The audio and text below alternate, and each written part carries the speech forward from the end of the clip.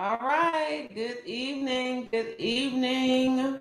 I am super excited. I'm Adrienne Mayfield here live with my friend Chief Linda Lewis. We're excited. This is the first in a series called Tackling Trauma. We're going to be walking you through a lot of things that cause trauma. Some things that you would readily think about and know that this is traumatic. Yeah, this is trauma, but some things that you might not necessarily classify or you think about as being trauma. I'm Adrienne Mayfield, your host for tonight. Super excited to have my friend Linda Lewis here with us tonight. We're going to be talking about trauma. We're going to be talking about the disease of alcoholism and how it impacts the people who love the person who is struggling with the disease. So we're super excited. Want to go ahead and jump in. There are a few people on already, so we don't want to waste any time because we want to seize this opportunity and get as much meat out of Miss Lewis this evening as we possibly can. So let's go ahead and jump in. Good evening. Good evening. How are you? I'm fine. I'm fine. How are you, Adrienne? I'm doing great. I'm excited about tonight, excited about all you're going to be sharing with us. And so I want to just jump right in now and get started. So tell us a little bit. Do you want me to tell the people how we know each other, or do you want to share it? I think you should I share it. like for you to tell it. Well, Chief Linda Lewis and I met at Glen Hills High School in Augusta, Georgia. She was teaching RTC there. I was teaching English, and I went to a faculty meeting. I was kind of the new kid on the block. I went to the faculty meeting one day, and as she said, "Well, how do you say I came up to you?" You know what? I don't remember. I just remember we were talking, and you were saying that you were moving out of your apartment because you weren't going to renew after that school year, and I thought you were I going was to tell the listening. part about how you say I came hopping up to you, all excited. I'm 62, so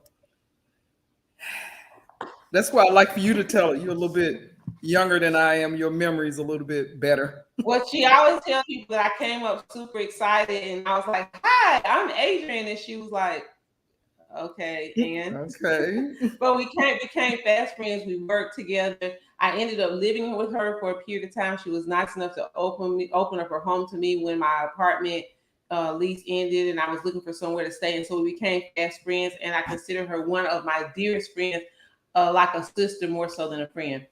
So we're here tonight to talk about trauma, and so I'm gonna let her tell a little bit about her background, how who she is today and where she stands today, and then we'll kind of go backwards from there.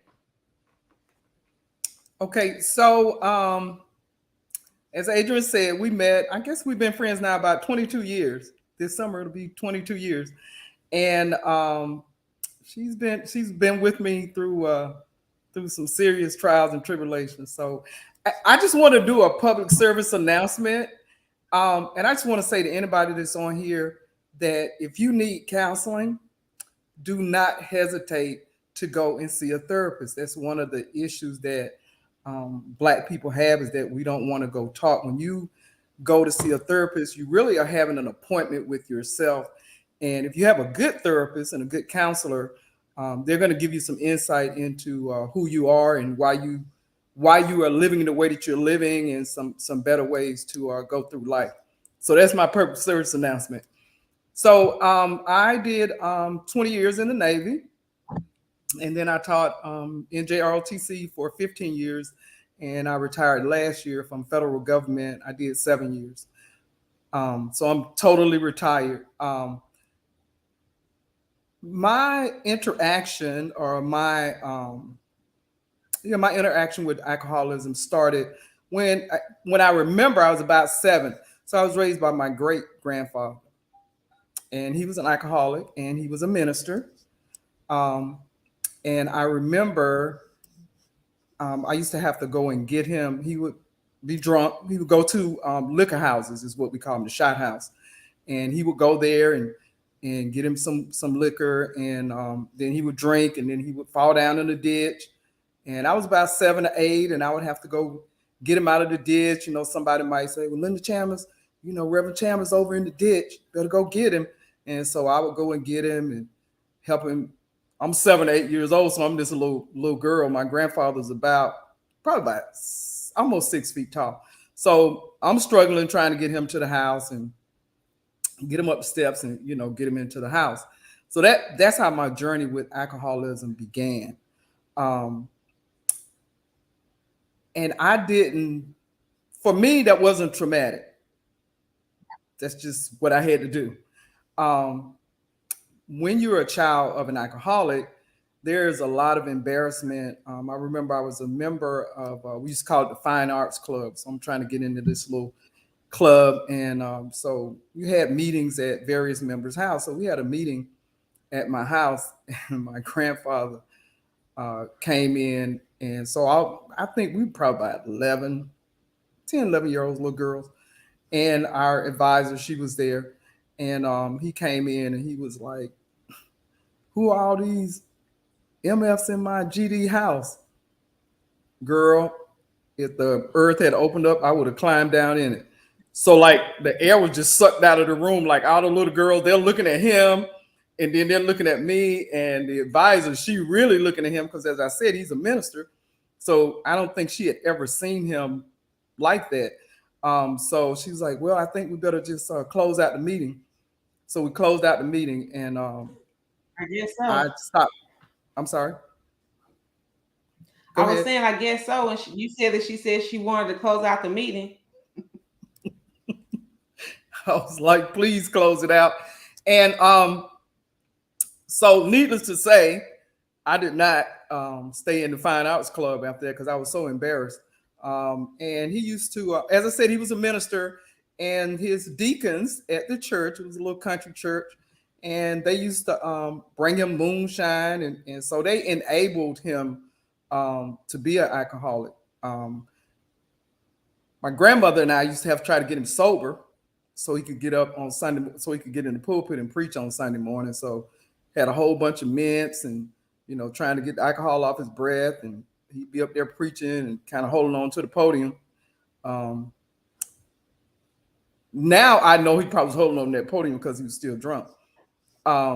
He'd sit on the porch and he would be drunk and he would pee on himself and just, talk to himself. And as I said, it was very, very embarrassing. So they raised me and they raised my son until he was like 5 because I went into the Navy. But when I was a little child, they gave me little sips of beer. Well, let me say this. My great-grandfather was born in 1989. So when they got me, he was 60 years old. He had I think he made it as far as the 7th grade. My grandmother, I think she might have made first, second grade. So they weren't educated people. So they were doing, what had been done for years. And they did the same thing with my son. When he was coming up, they gave him little sips of beer. They have these, it used to be a Miller Highlight. It was a little pony beer. They were about that big. And my son could probably drink a whole pony beer by the time he was 2.5 or 3 years old. Yeah, I know it's crazy. So I had my great grandfather. My mother was an alcoholic. My sister was an alcoholic. All of my mother's siblings were either alcoholics or addicted to drugs. My grandfather on my mother's side, he was an alcoholic. My father's mother, she was an alcoholic. So I mean, alcoholism is just generations and generations in my down my family line. When I was in the Navy, I drank. I was never an alcoholic though, because in the military, you drink. That's what you do. If you get promoted, we have what we call a wet down party. So everybody gets together and they're going to buy you, drinks. And so, it's to see how drunk can they get you. And so that's kind of the military culture. So it's kind of accepted when you're in the military. Still to this day, it's still accepted like that. So I did some considerable drinking when I was in. I remember the last time that I got drunk and drove. I had gone to a happy hour, and I liked Long Island iced teas at the time, and I had drank like almost a pitcher full of Long Island iced teas. And so I was driving in Charleston, South Carolina. I was Whoa, driving. a pitcher? Yeah, You yeah, drank for a real. pitcher of Long Island iced tea. Wow. But Okay. I was dancing and drinking water also. I mean, I didn't just, I mean, I was up moving around, but I still, if I had gotten stopped, I would have gone to jail for sure. So Mhm. I was going home. I was crossing the Ashley River Bridge, and I was hanging out the window because I rolled down the window so I could get some air. And I was like driving with one eye open. And I remember, and I said, God, I said, if you let me get home, I promise I'll never do this again. And so I got home and parked the car. I couldn't even lay down to sleep. I had to sleep kind of propped up on some pillows. I remember when Richard Pryor said, you lay down and everything is going jibbity, jibbity, jibbity. Well, the room was spinning and it was just horrible. And I had a terrible, terrible hangover the next day. Went out, I had this big tree in my yard, and I went out in my car. I thought I had parked in the driveway. I had rolled up on the root of the tree that was sticking out, and I Wow. probably missed that tree. I would say probably by a good 6 inches. Six So inches. after that, I still didn't stop drinking, but after that, I did a 2 drink minimum. So I would drink, and I wouldn't drink them back to back. So if I had a beer, I would have my beer, and then I would have some water, and I would dance a little bit, and I might have another drink, and then I would have some more water. So that's what I did for the rest of the time that I was in the military. I never ever got that drunk again because Okay. it scared me. Yeah. So I had, like I said, I wasn't an alcoholic. I probably was a problem drinker when I was in the military. But as I said, it was accepted. That's what you do when you're in. That's what people do. You get together and you have a cookout or fish fry, whatever, and then it's everybody gonna drink and have your beer and your liquor and whatever, whatever. Um, so well, let me back up some. So my mother, she was an alcoholic also. Hmm. Now, is that your maternal mother? That is your Yeah, great grandparents that were raising you. That were there. That was her grandparents. that was her Is that right? grandfather. Yeah, my Okay. grandfather. Yeah, that was her. My great grandfather was her grandfather. So when Okay. I turned 18, and my mother didn't raise me. That's a whole nother trauma in itself. But in any case, when I turned 18, I wanted to get to know her. So she had moved back to Cordial, and I moved in with her and her boyfriend.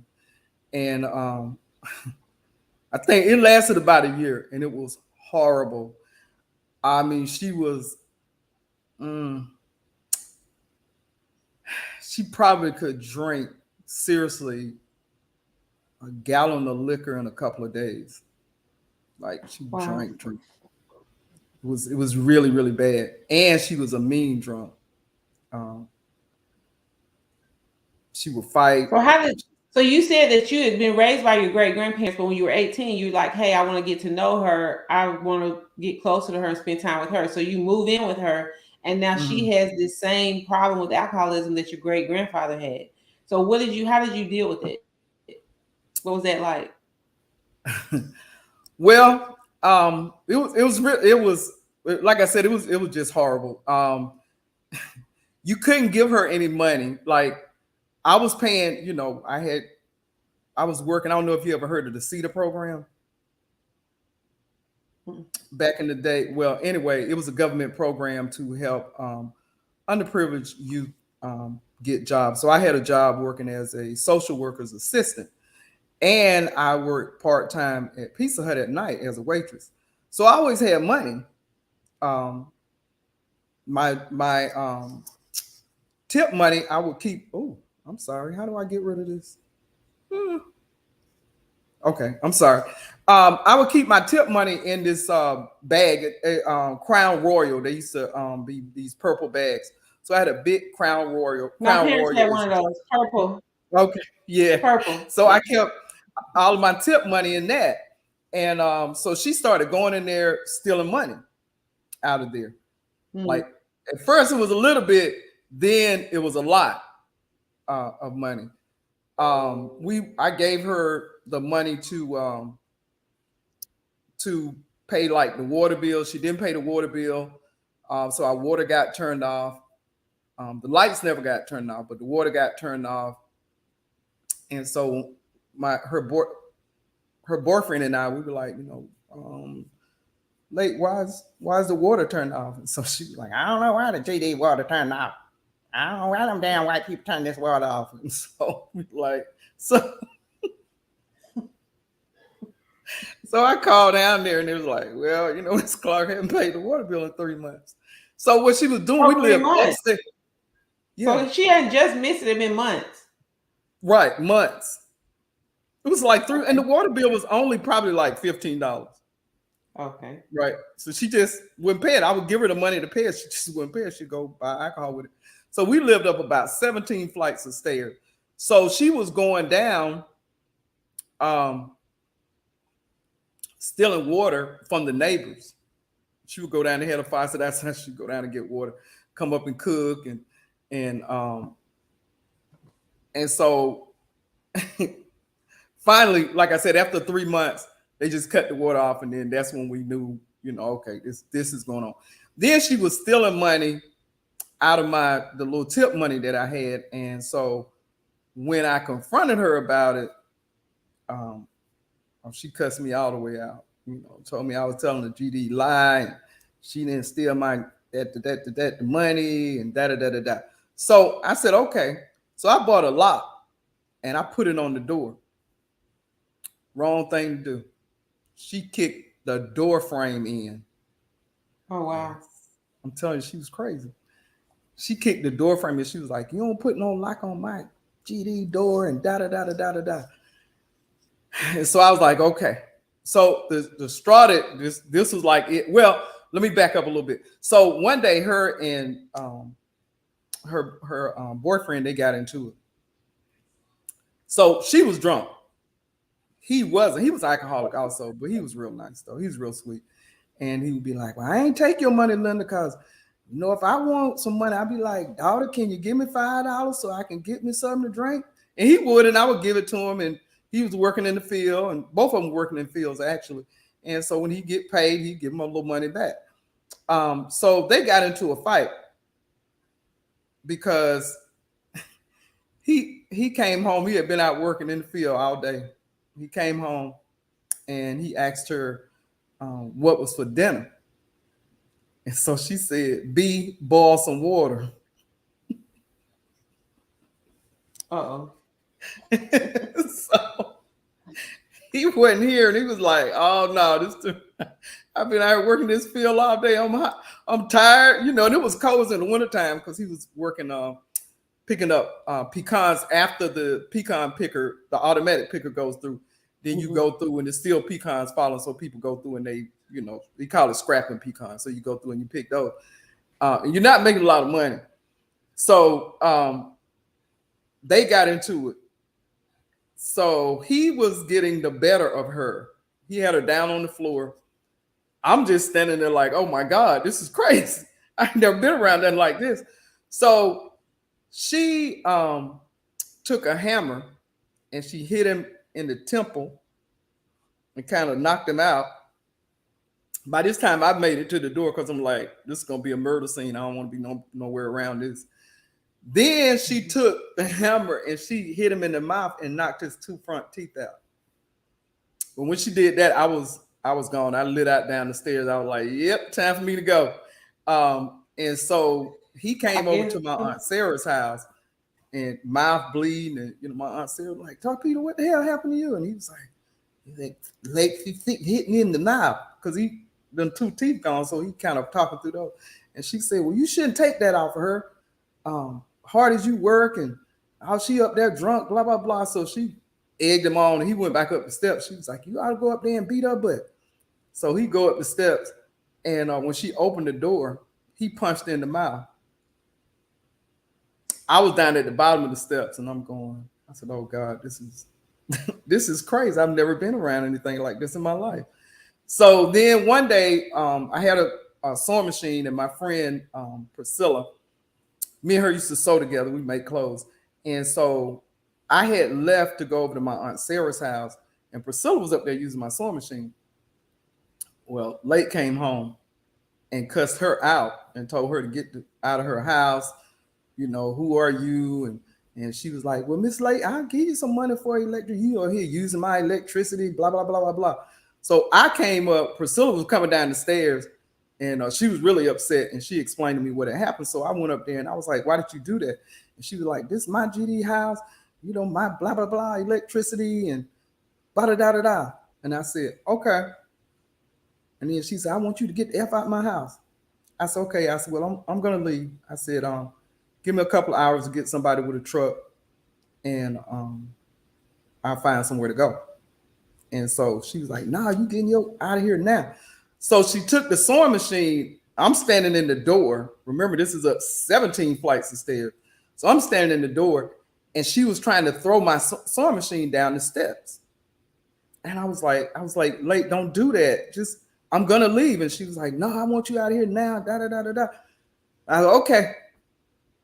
And then, so she was like getting ready to push me, and I looked, and I was like, "Man, I'm about to fall down 17 flights of stairs." So I moved, and so I told her, I said, "If you throw my sewing machine down the stairs, I'm gonna kick you down there behind me."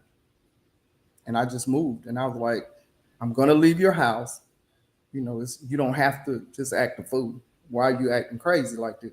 So I eventually, I moved, and when I turned 19, I went into the Navy, and I didn't speak So would to you her. say you been raised by your grandfather, your great grandfather? He was a pastor. You got this whole thing with the alcoholism, and then it's like at 18, I want to meet mom. You go, and that's not really, I'm sure, what you were expecting from going to meet your mom. And Not at so all. now, the Navy. So do you feel like the Navy was kind of like an escape? Oh, absolutely. Yeah, I had to get, well, and I had to go. I went into the Navy because I was in an abusive relationship Okay. with Oh, more domestic trauma. violence. Okay. Yeah, yeah, yeah, yeah. So, and he stalked me. He started stalking me. That's why I went into the Navy. Well, I was going to go in anyway, but that's why I really went into the Navy. Um, Okay. and then, you know, when this happened with her, I was already signed up to go into the Navy. And I think because I was 18, almost 19. And then when I turned, I went in August of 1979, and I turned 19 when I was in boot camp in September. And so I didn't, and I used to come home, but I would pass her in the street, and I would just turn my head and just keep walking. I didn't have anything to do with her after that for years. Years. It was Okay. like So you ended. 1979. It was probably 1992. And Okay. she got, So you were raised by your great grandfather. Then your mom, you went to live with her for a period. She had alcohol. She had struggled with alcoholism. Okay. Anyone else? well, yes, my sister. Um, Okay. um, but she and I weren't raised together. So I kind of dealt with Jackie with her alcoholism. She alcoholism, and she was addicted to crack the Oh. last 5 years of her life. And so she lived with me for 2 years, got her Social Security disability thing. And so then she moved back to Cordele, and I was like, "You should move back to Cordele because there's nothing there." We were living in Albany, Georgia. And she was like, "Well, that's one of my friends." I'm like, "Yeah, but your friends are alcoholics and crackheads. It's not where you want to go." So she moved back anyway. So over, I think, probably 5 or 6 year period of time, She was in and out of rehab probably about at least 4 times. And I was always there whenever she would try to go to rehab. I'd help her because she wouldn't have any money. So then I'd have to help buy whatever she needed to, clothing, all this kind of stuff to get her into rehab. And she went through that about 4 or 5 times. And then in 2019, she was hit. This lady hit her, and she died as a result of that. That was 2019. So pretty much your whole life with your great grandfather, he struggled with alcoholism, and then your mom, and then your sister. So you become you're a caregiver for your grandfather at 7. You move in with your mom at 18, and she's already having to struggle with alcoholism. You're trying to navigate. I want to have this relationship with my mom, but this is toxic. So then you go into the military. You have an abusive relationship. You have a son, and you're in the Navy, and now you're trying to help your sister. She's struggling with the same issue of alcoholism, and you're the caregiver. Yeah, so well, with my sister, I was out of the Navy by then. I had retired from the Navy by the time that I was helping my sister out, and that the one thing I will say is that up until she got hit by that car, she really tried very, very hard to get over it. She really, really did. She just couldn't make it. So, go ahead. Are you okay? And I'm fine. That's the when you're loving an alcoholic, you love the person, but really you're hating that alcoholism because it takes it destroys the person, and then that person is not able to be who they were designed to be. They can't live up to their potential, and that is the I think a lot of people don't. Well, I think a lot of people don't think about that. You see somebody and they're alcoholic, and you're like, oh, well, they're drunk or whatever, and then it's like that's a person. They had a purpose for being here, and it wasn't to be an alcoholic. Right. And they're never. With my sister, she never was able to reach her full potential. She was a very, very smart, extremely smart, wrote beautiful poetry, could cook, wonderful person. But, the alcoholism and the crack, and hers was a result of all the trauma that she had been through. She was molested by our aunt's husband, raped from the time she was 9 until she was 12. So she had a lot of trauma that caused her to drink. My mother, my great grandmother on her father's side, on the Lewis side of the family, she was when my mother had my sister. She had my sister when she was 15. She had me when she was 17. So my sister was born in October. When she had Jackie, Miss Janie, she had a wood shed because Miss Janie had a house. It was a shack, but she had a wooden stove in it. And she put my mother and my sister out in the wood shed. She wouldn't even let them stay in the house. That's how she was just mean like that. Yeah. Mm-hmm. So, she was, after I got to know my mother, when she died, we had a really good relationship by that point. And just from learning, from talking to family, and then with her talking about some of the things that happened with her with Miss Janie, those are the kind of things that trauma just drove her to drink. That's how she escaped. She started drinking, and it caught on. I drank some. I didn't drink to not that I know of to alleviate any trauma. I just did it because, hey, you're in the Navy and that's what you do. You drink. I don't think that I was drinking because I was depressed or anything like that. I mean, I was young, so I don't know. But So there is my sister, and then my son, and that continues to. It's not a struggle for me. Well, it is a little bit of a struggle for me. Yes. Um, yeah. I didn't realize the extent of his alcoholism because he lived in Virginia. So Mm-hmm. I wasn't really well. Then when he was in the army, I remember a couple of times he was stationed in Savannah, and I had gone down there to visit with him. And we went out. I remember one time we went out and we went bowling, and he was too drunk to bowl. So he was betting me. He's a real good bowler. I suck, but he was so drunk I beat him. Um, we bet at $20, and I was like, "Yeah, okay, you bet 3 sheets to the win. I'm about to get them $20." So, I mean, and he was drunk to the point where his friend Smitty and I, we had to hold him up to take him back to the car.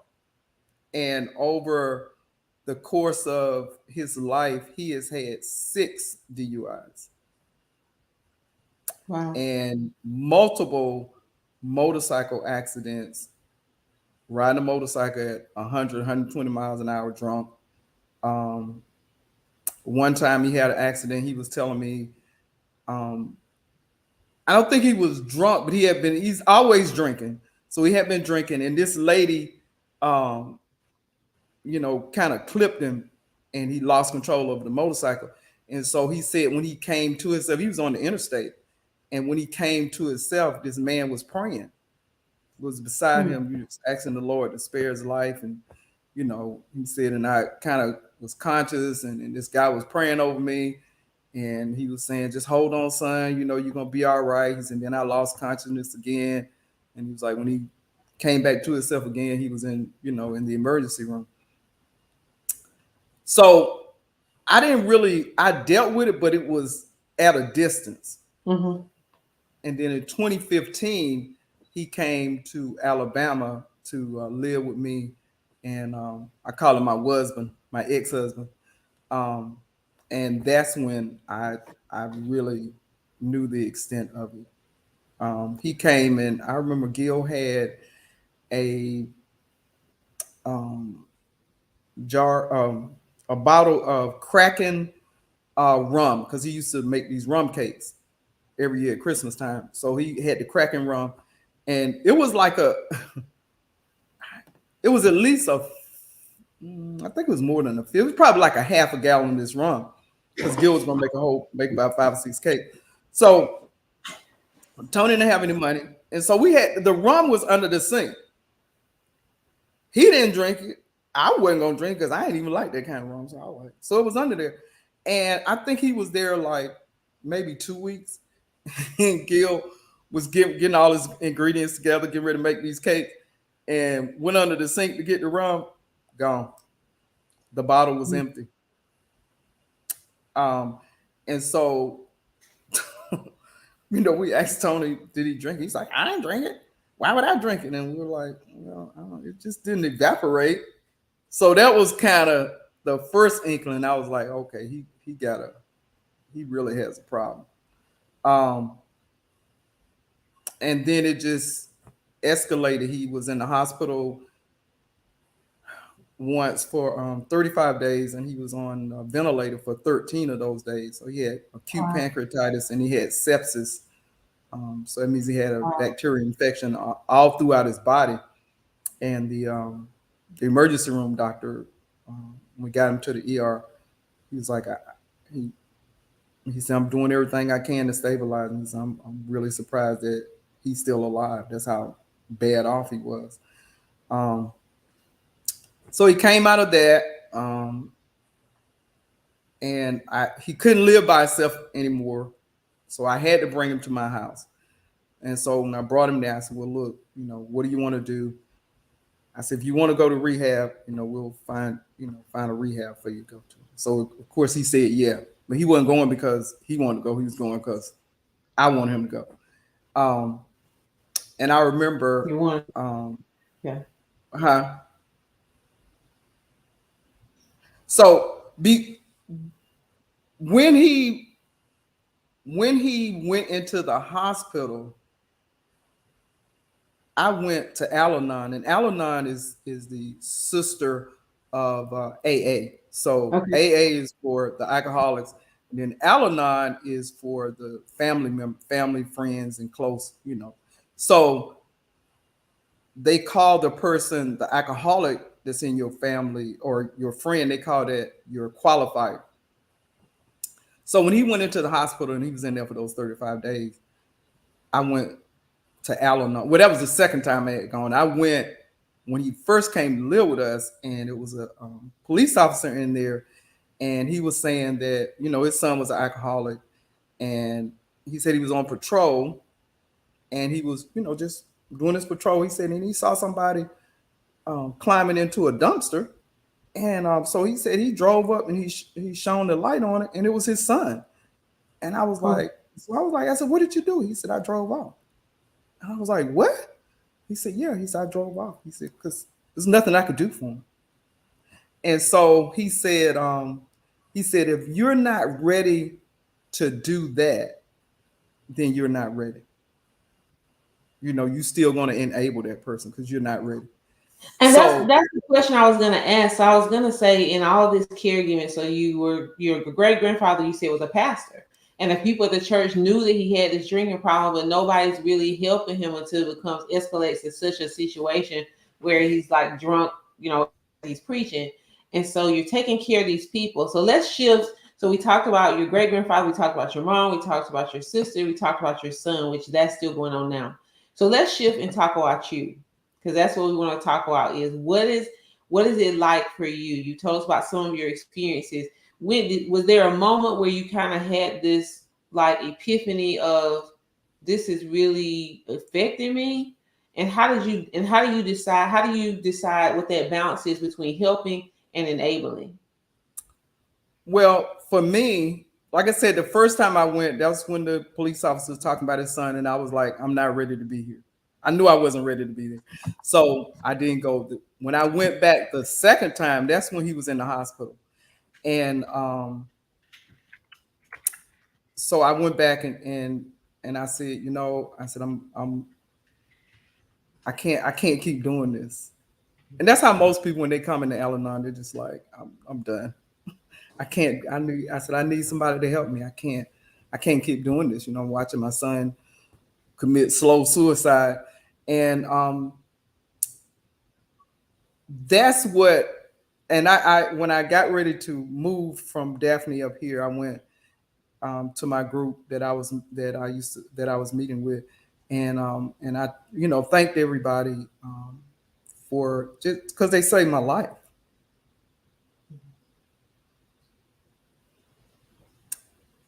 Because I was so, I mean, this is my son, and it's like, I don't want you to die like this.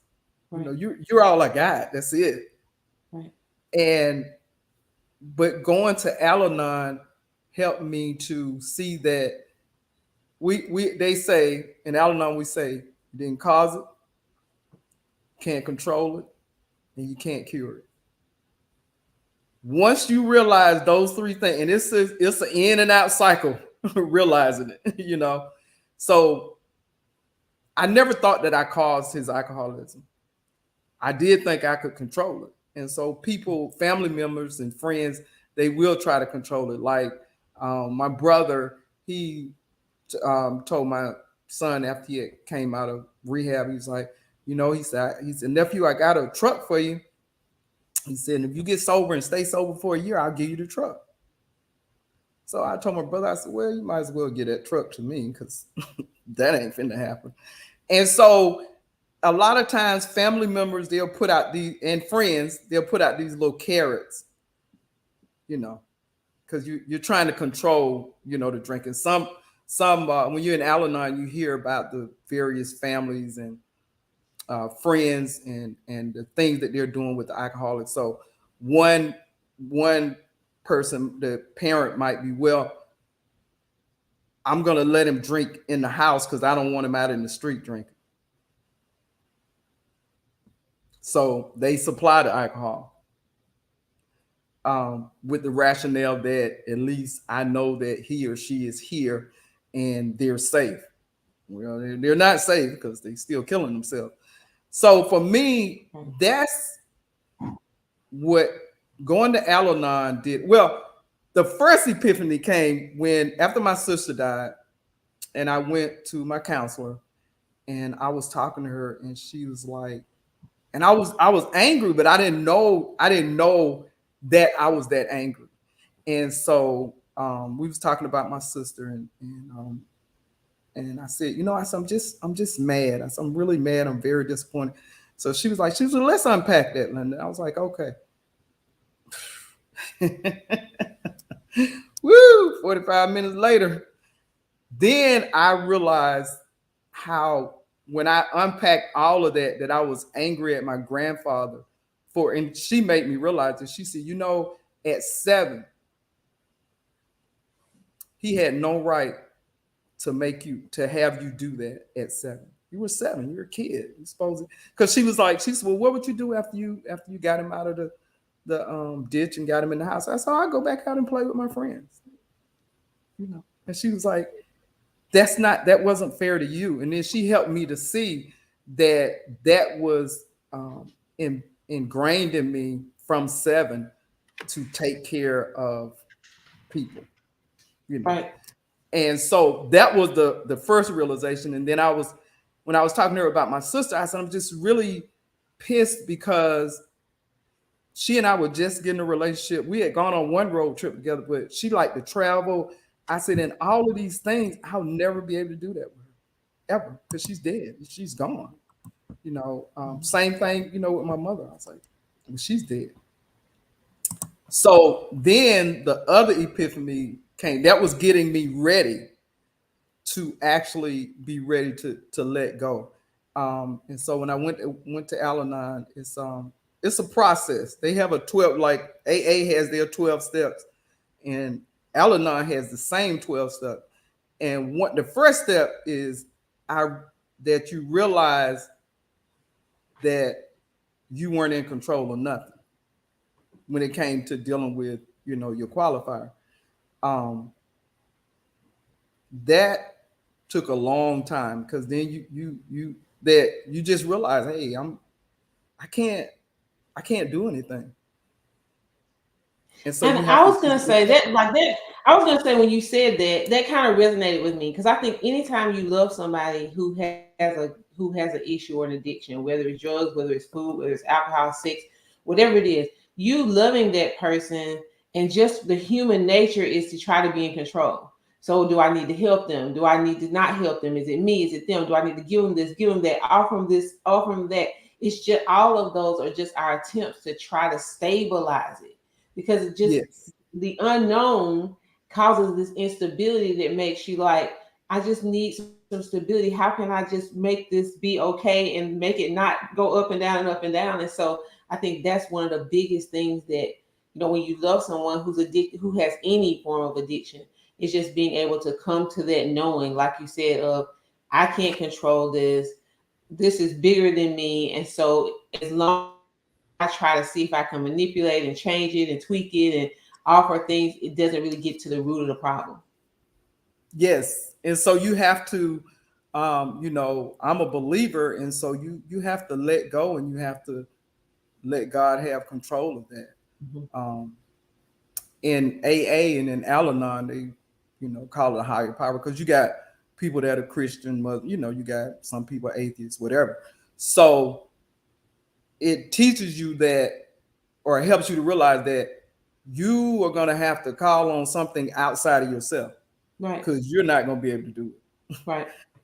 Whatever, God, the tree, whatever, but you God. can't do it, and you have to, I don't know, the fireplace, whatever.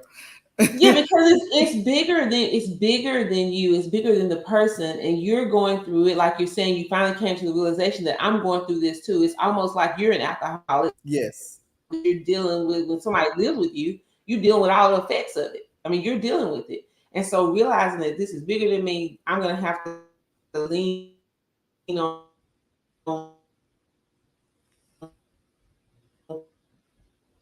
him and help him, so you have the human piece. So I know Right. what needs to happen. I know this is a problem, but I love it. This is my son. I love him.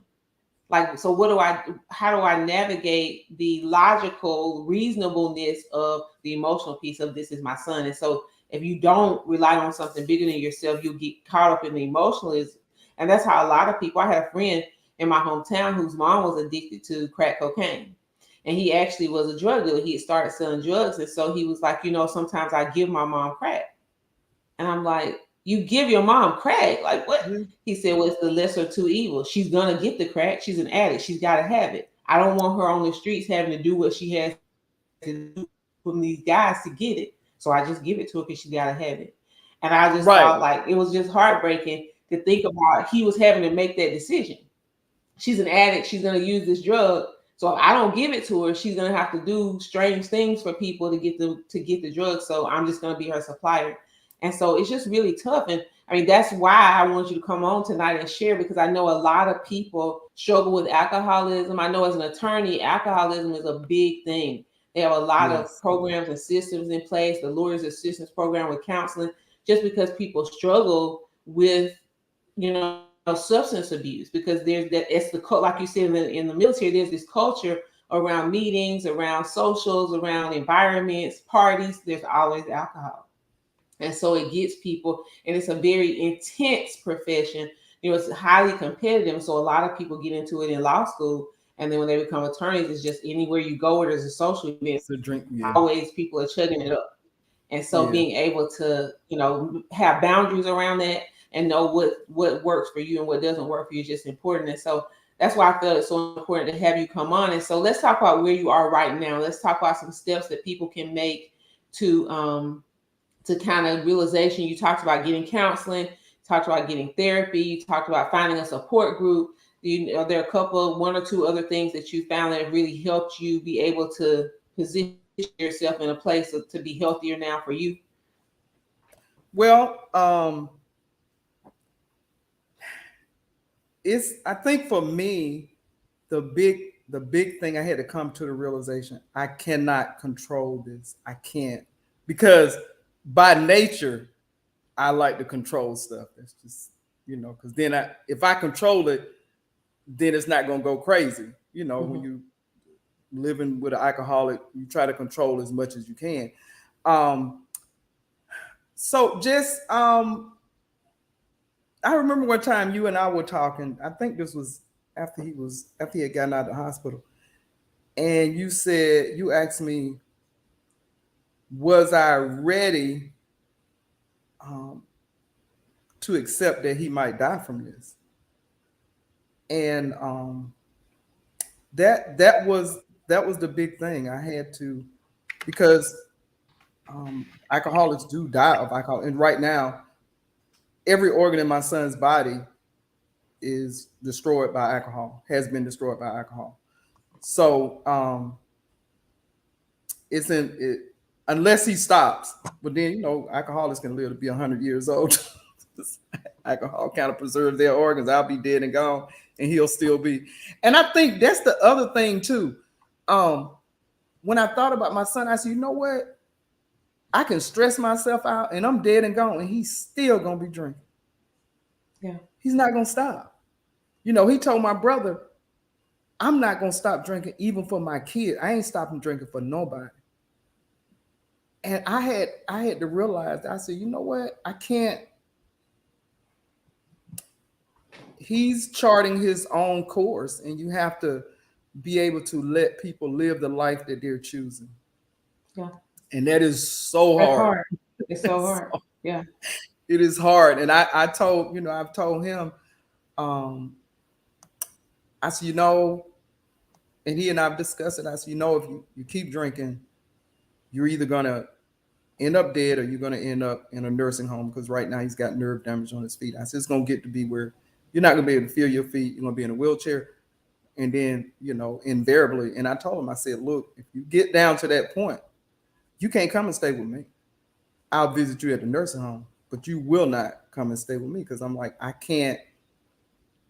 not going to die early death, because I'm stressed out watching you commit suicide. I think for me, the big thing for me was just really and truly giving him to God and saying, you know what, God, I don't have any control of this. Whatever's going to happen is going to happen. And I just, ask God to just prepare me when he have these various crises in his life, that, I don't get sucked back into it. Since I moved up here, I'm about 3 hours away, and he had another hospitalization. And this is when I knew, I was like, okay, I have really made some progress. Because before, if he was, had to go to the emergency room and go to the hospital, I would have been trying to drive these back roads, trying to get back to Daphne to see about my son. And I have a friend there, so I put some safeguards in place for him. I have a friend, she has a key to his apartment, and she checks on him, for me. But when I called him and I knew he was in trouble again, I say, hey, look, you need to call the ambulance and get you behind to the hospital. And I was content with it. I was like, hopefully he'll make it out of this, but if he doesn't, me being there wasn't going to change that. You know what I'm saying? Right. I just would have been there, but it wasn't going to change anything. So it's just that the Alumni just really helped me to see it's not my problem. Mm-hmm. That is not, his alcoholism is not my problem. When he had came back, he had gotten out of the hospital, and I found alcohol. He was drinking. Now, he just spent 35 days in there, almost died. And I remember I had a sponsor, Mahel, that's her first name. And so she had called me on this Saturday, because she would call me every Saturday. And it's a book that you read, and we would go through the book, and, we was going through different work. It's a workbook that you do. So it's very involved, because it gets you to think a different way. You have to detach yourself from that alcoholic. You got it from the alcoholism anyway, not from the person.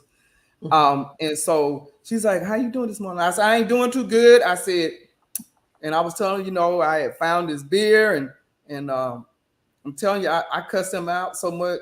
God told me to shut up and go put myself in timeout. I just stopped talking. I was livid. And so when I was talking to her, she said, his drinking has nothing to do with you. I was like, what? I'm like, what do you mean? What do you mean I got nothing? And she said, Linda, that's not your issue. She said, now, you told him, it was some things that you told him. I told him if he drank, he was going to have to leave my house. She said, so now you need to make that happen. Right. And that's, they tell you there, do not put stipulations out there that you are not willing to keep. Right. Don't do it,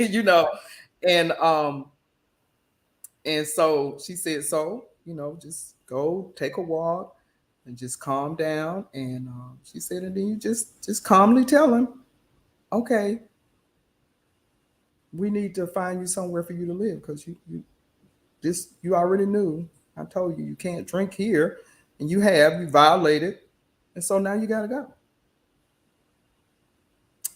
So I was like, yeah, okay. So I wrote him a letter, and I just basically told him, hey, I didn't get down on him, like, how could you, da-da-da-da-da. I just said, hey, you did this, so now this has to happen. And so when you're dealing with alcoholics, you have to be, and that's one of the things I love about you, Adrienne. You can be very unemotional. You don't let emotions get involved and stuff. And you have to not let your emotions get involved. You really, and it's, because I've watched you do some stuff and went through some stuff with your family, and I was like, man, I would have went berserk. And you was just like, well, da. And so when you're dealing with alcoholic, that's how you have to become, you have to detach. Like, that ain't got nothing to do with me. She was like, that beer ain't got nothing to do with you, Linda. I'm like, what do you mean ain't got nothing? He was drinking the beer in my house. And she's like, Linda, and I love Mahel because she's so calm. She's like, Linda, the beer has nothing to do with you. His drinking that beer has nothing to do with you. And she had to tell me that probably about 10 times before I was like, you know what? That she's right. That ain't got nothing to do with me. That's a choice that he made. Right. Um, for me, getting some distance, when you're living in the house, sharing a space with an alcoholic person is very, very hard. So for me, um, moving to enterprise and putting that distance between here, and I still call him, Joe, hey, how you doing? Whatever. And if you say, hey, I ain't feeling good, I go, well, yeah, I hope you feel better. Because we know why you're not feeling good. You're not feeling good because you starting to drink. You know what I'm saying? You're drinking and you're not eating, but I'm not even gonna go into that. And that's the thing that people have to do too. Do not keep berating and browbeating the person that has an addiction problem.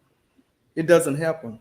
We had a young lady that she was a recovered alcoholic, and she had gone to AA, and so she wanted to come to the Alumni meeting because she wanted to see, how what her parents and her loved ones had, what they went through. And so she was like, she said, I think what people don't understand, she said, I didn't get up in the morning saying that I'm gonna drink. She said, I didn't even get up in the morning saying that I'm gonna have a drink. She said, I certainly didn't get up with it in my mind, I'm gonna have a drink and I'm gonna drink till I pass out. Right. And so that helps too if you kind of put yourself in that alcoholic shoes. They don't want to be like this. They really, really don't. And by the time it gets to be the disease of alcoholism kicks in, now they got a physical, mental, dependence on alcohol. Like my son would say, he's like, people are like, why don't you just stop drinking? He's like, if I don't drink, I don't feel good. I get the shakes. I'm gonna be throwing up. I'm gonna get diarrhea. My stomach is hurting. I'm gonna get a headache. Yeah. And so for me, part And of that I think I wanted to say, like, I think one of the things, like, that's with any addiction, with any lifestyle, like, it can be killing you, but the withdrawal of coming off of it it's the same thing with, like, whether you keep sleeping with somebody you're not supposed to be sleeping with, you eating more than you should eat, you shopping more, spending more money.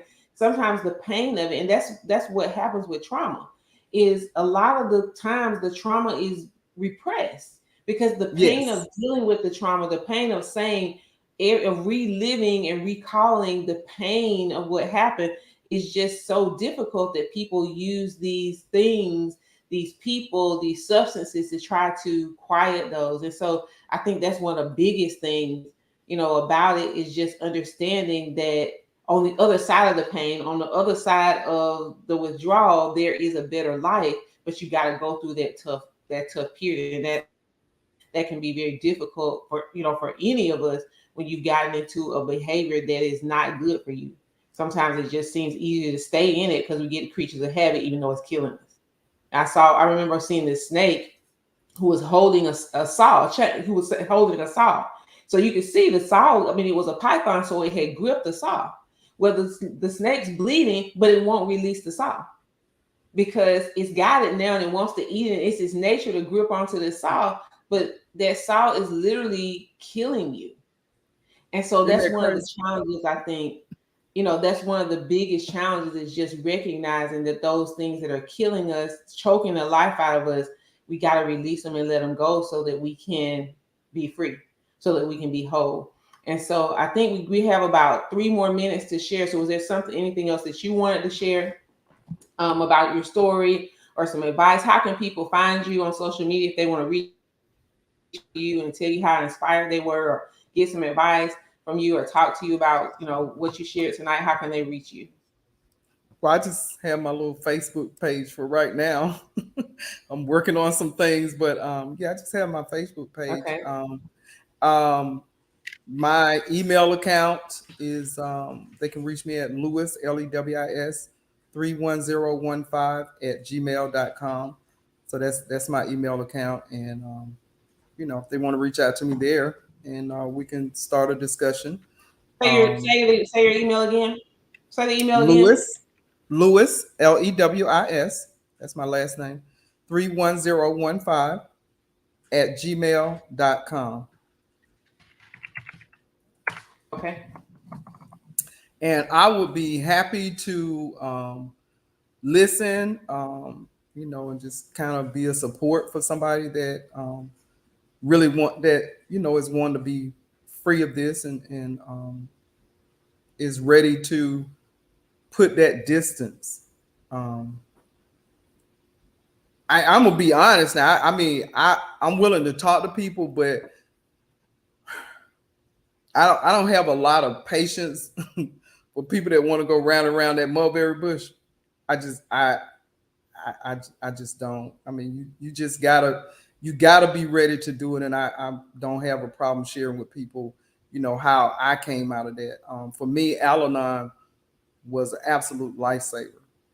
Just listening to other people, what they've gone through or are going through with their qualifier.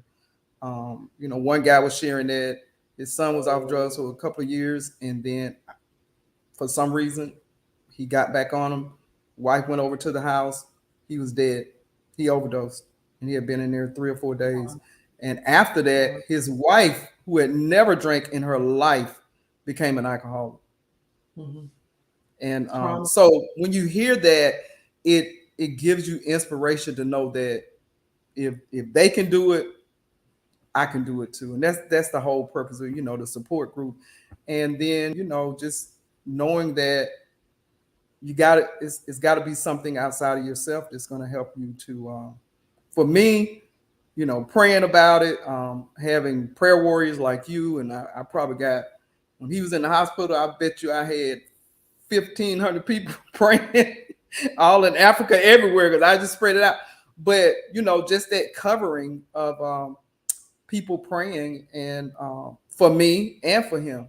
And I always tell people, pray for me, because I need, for me to be strong and to do what I need to do to help him and give him that, tough love, because that's a lot of times what alcoholics need. They just need tough love. And just to realize that everybody here, you're walking your own journey. Mm-hmm. And if that's the journey they choose to walk,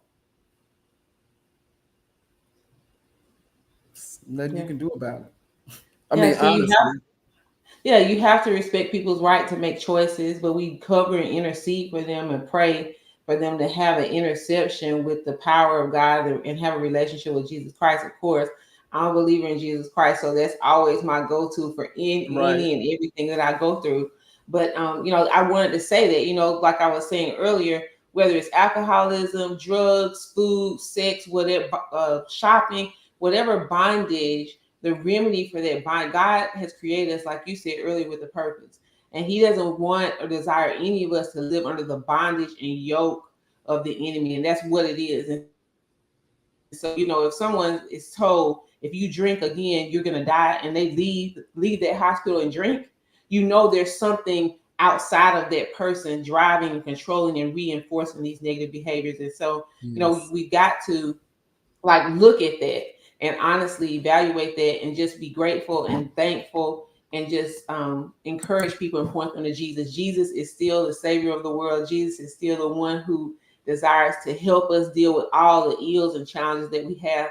And if we bring our trauma, if we bring our past, if we bring whatever we have faced or that we're facing right now and lay it at the foot of the cross, he promises to make all things new. And so I just wanted to pray. I have my website down at the bottom. On my website, I have some courses there for people. There's a triage series that helps people deal with family dysfunction, helps them deal with church hurt, divorce, the orphan spirit, which is feeling like you never really fit in, which is kind of connected to this whole conversation about addiction, is the bondage that we don't have when we fail to understand that we're children of God, and that we're reconciled to him, and that he loves us, and that we're a part of his life. I have those courses there available on my website. It's going across the ticker at adriennemayfield.com.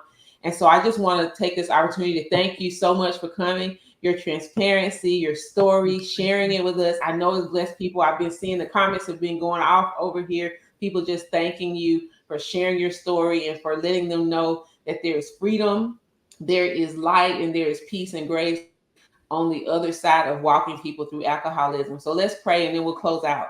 Father, we thank you for tonight. We thank you that the entrance of your word brings light. And we thank you, Jesus, that you came to destroy every work of the enemy. So we lift up even Tony, Linda's son, right now, and we ask for an intersection with his life with the saving grace of Jesus Christ. We pray that he will be reconciled back to the Father. And we pray for Linda. We cover her heart.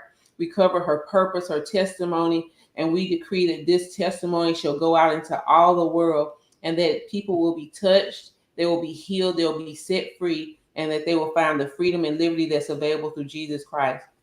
For everyone who is watching, and even those who are watching on replay, we just pray that they will have also an intersection with the love of Jesus Christ, and that they will know that whom the Son sets free is free indeed. We do not have to be entangled again with the yoke of bondage, but we can live free, we can live whole, we can bring our traumas, our past, our disappointments, our rejections, our abandonments, whatever our story is, that we can bring it and lay it at the foot of the cross and exchange that for the liberation and the freedom and the resurrection power that is available through Jesus Christ.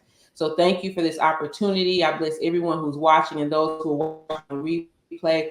I bless Linda. I cover her with the blood of Jesus, and I pray that she'll continue to just grow and go from glory to glory to glory, and that her story and testimony of overcoming will transcend even time and space and will go out into all the world in Jesus' name. Amen. Amen. Thank you, my friend. This has been fun. Thank you so much. And thank you so much, everyone, for watching. We'll see you next time. This was the first in the series of Tackling Trauma. If you want to be a guest and share your story of overcoming, your story of trauma, reach out to me on my DM. My web is going across there. YouTube is Adrienne D. Mayfield, as you can see, and on Adrienne Mayfield on Facebook. So reach out to me, and also reach out to Linda and tell her what a blessing her story was to you. God bless you, and have a good night. Bye-bye.